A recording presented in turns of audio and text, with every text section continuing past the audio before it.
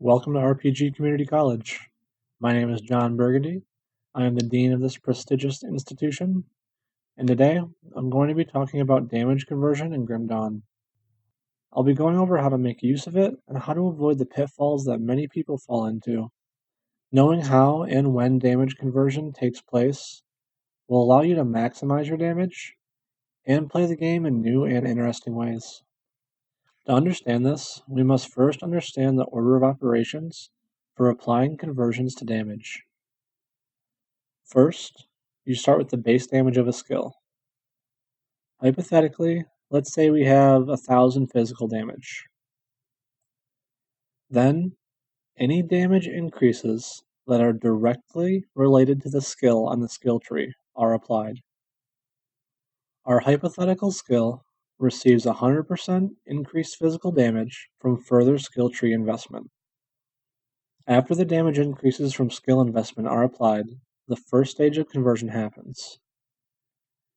In this stage, conversions from transmuters on the skill tree are applied to any applicable sources of damage on the skill. Let's say we take a transmuter on the skill tree that converts 50% of our physical damage to fire. Next, the second stage of conversion happens. This applies any conversions from other sources, such as equipment and buffs from auras or passive skills. Let's say we have a helmet that gives us 50% physical to fire conversion, and we also have an aura that converts 100% of our fire damage to chaos damage. The last step of this sequence of events is adding any percent damage increases from our equipment, auras, or passive buffs to the applicable damage types. Imagine that we get 100% increase to our fire damage, a 100% increase to our physical damage, and a 100% increase to our chaos damage. This step's a little outside of the scope of this video, but it is important to note. Even though percentage increased damage is applied in two different steps, it is not multiplicative, it is additive. Any percentage increases in damage from skill investment will be additive with percentage increases from gear, auras, and passive buffs. I would like to cover damage calculation in a future video, but for now, let's just try to focus on damage conversion. So what do you think our end damage will be in this theoretical scenario that I have laid out? I encourage you to pause the video and try to come up with an answer.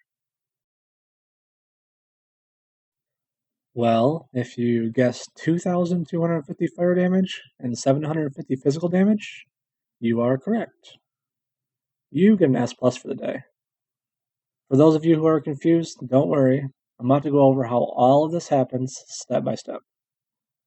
So let's peel this back a little bit, and we're going to dive deeper into what is actually happening here. So we start with 1,000 physical damage. This moves to the second sequence and is affected by the 100% increased physical damage from skill tree investment. We then move to the third sequence and apply the first half of the conversion steps. This is going to convert 500 of our physical damage to fire. Notice that on the equation at the bottom of the screen, the fire damage is still being affected by the 100% increased physical damage from skill tree investment. Now we move on to the fourth sequence of events in the second half of the conversion application. This is where some rules start to come into play. First off, damage conversion between the two damage conversion steps is not additive, meaning the remaining physical damage is not all going to be converted by the 50% physical to fire damage modifier from this half of the conversion step. Instead, only 50% of the 500 physical damage will be converted, resulting in 250 fire damage being added to our total fire-based damage. This is a rare occurrence in game, but it can happen. Here we have the canister bomb skill. Its transmuter converts parts of its damage to lightning. This is also a good showcase that damage over time is also converted. I will touch on this later. but with 2 points invested into the transmuter, we get 66% physical to lightning conversion. Here's Canister Bomb's damage without the conversion. Notice the internal trauma damage, which is the damage over time associated with physical damage. When we take 2 points into the transmuter, this internal trauma damage is converted into electrocute damage, the damage over time associated with lightning. Here, we have a soul rend with 48% physical damage converted to cold. If the conversions between the transmuter on the skill tree were additive with the conversions on gear, this would be enough to fully convert the internal trauma damage. But after equipping the soul rend, you can see here, we still have a good chunk of internal trauma damage not being converted. And since we now have frostburn damage on the skill, some conversion to cold damage did take place. This proves that the conversion between the two stages is not additive. So, going back to our hypothetical scenario, we now have 750 fire damage and 250 physical damage. Next on the list is the conversion from fire to chaos. This is where another rule is going to come into play. Damage can only be converted one time. Since all of our fire damage has already been converted one time, this fire to chaos conversion does absolutely nothing. To prove this interaction in-game, here we have Aether Ray. We have taken the transmuter, converting our lightning damage to vitality and our Aether to chaos. Here in our offhand, we have the mythical word of Inquisitor Avalon. This is giving us a 52% vitality damage converted to elemental damage conversion. And here you can see we deal no elemental damage. The fire damage is on the base skill itself, but there is no lightning or cold damage, indicating the conversion from vitality to elemental damage did not take place. And that's going to take care of the fourth sequence, or the second half of conversion. Now we just have the last sequence left, adding the percentage increases from our equipment, auras, and passive buffs to the appropriate damage. The 100% increase to fire damage will apply to our fire damage, and the 100% increase to our physical damage will only apply to our physical damage. Even though our fire damage used to be physical damage, this percentage increase does not apply to it, as it is now considered fire damage. But it will retain the physical damage increase from the skill tree when it was considered physical damage during the second sequence of events. The chaos damage increase does nothing. We deal no chaos damage. Now, we calculate all of this, and we are left with 2,250 fire damage and 750 physical damage. I hope this helps properly explain how and when conversions and the damage increases associated with them apply. This is not all, however. I'm sure some of you still have some questions, and hopefully I can answer them. I will now try and explain some of the other questions people may or may not have with conversion. We're going to start with flat damage from our gear and how that plays into this whole conversion. Let's keep the same scenario going here, but assume we equip a pair of gloves that gives us 50 flat fire damage. Flat damage would be added in the first sequence of events to our base damage. It would then move to the second sequence, and fire damage is not physical damage, so it would not benefit from the skill tree investment that we have here. We then go to the first half of the conversion step. Again, nothing would happen because it's fire damage, not physical.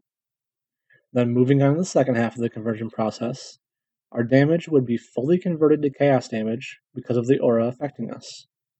Then, the last sequence would only apply the 100% increased chaos damage. After the math happens, we are left with 100 chaos damage. I also feel like I have to mention that flat damage will only apply to your base damage if you're using a melee weapon to deal damage. or the skill you are using has the percent weapon damage stat, like Calidor's Tempest and the Arcanist skill tree. Next, I'm going to cover conversion with damage over time. If you are converting damage of one type into another, and both of these damage types have a damage over time associated with them, the damage over time will also be converted. For example, if you have 100 fire damage and 100 burn damage, then convert 100% fire damage to cold damage, you will end up with 100 cold damage and 100 frostburn damage after the conversion. If you're converting damage over time into a type of damage that does not have a damage over time effect associated with it, the damage over time is not converted. As an example, again, let's say we have 100 fire damage and 100 burn damage. We convert 100% of our fire damage to pierce damage. This would result in us having 100 pierce damage and 100 burn damage. Now I want to talk about additive conversion stacking. If you are dual wielding weapons and both of them have a component on them converting 10% of your physical damage to cold damage, and you also have an aura converting 50% of your physical to cold, these conversions will additively stack, resulting in 70% of your physical damage being converted into cold. All conversions that happen in the same stage of conversion will additively stack with one another. And all conversions that happen in the same stage of conversion also occur at the same time. Also, the maximum amount of conversion that can happen is 100%. If you achieve 150% physical damage converted to lightning damage, for example, this would not result in a damage increase, and would only convert 100% physical damage to lightning damage. This is also true when converting a damage type to multiple different damage types. The system will proportionally scale the conversion to a maximum of 100%. For example, if you have 100% physical converted to chaos, and 50% physical damage converted to vitality, this will result in 67% of your physical damage being converted to chaos, and 33% of your damage being converted to vitality. Additive conversion stacking is pretty straightforward. But there is one exception to the additive conversion stacking I just went over, and that is elemental damage converted to any other damage type. And when I say elemental damage, I mean specifically any damage that is worded as elemental. I do not mean damage that is worded as fire, cold, or lightning. Elemental damage, specifically. Any conversion of elemental damage to another damage type will occur in the second half of the conversion step, or the fourth sequence. But it will take place before any other conversion from that step. I will briefly cover how elemental damage functions so that everyone is on the same page and so that what I'm about to explain is properly understood. Flat elemental damage will evenly divide into 3 different elements. So if you have 30 flat elemental damage to your weapon, this will result in 10 fire, 10 cold, and 10 lightning damage being added to your attack. Percentage elemental damage is not divided between the elements. If you have 100% increased elemental damage, this means you will receive 100% increased fire, cold, and lightning damage. Elemental damage conversion functions the same way percentage damage does. It is not divided between the elements. To prove this, I have Flash Freeze here. This skill deals pure cold damage. I have a Mage Lord Band and Signet. Combined, they give us 54% elemental to Aether conversion. Aldrich Scepter here is giving us 37%, and our offhand, Reaper of the Accursed, is giving us 25% elemental to Aether conversion. If the conversion was divided evenly between the elements, Flash freeze would not fully convert to Aether, but as you can see, it does. We then remove our scepter with a 37% elemental to Aether conversion, and we replace it with a warp fire, which has a 48% cold to fire conversion.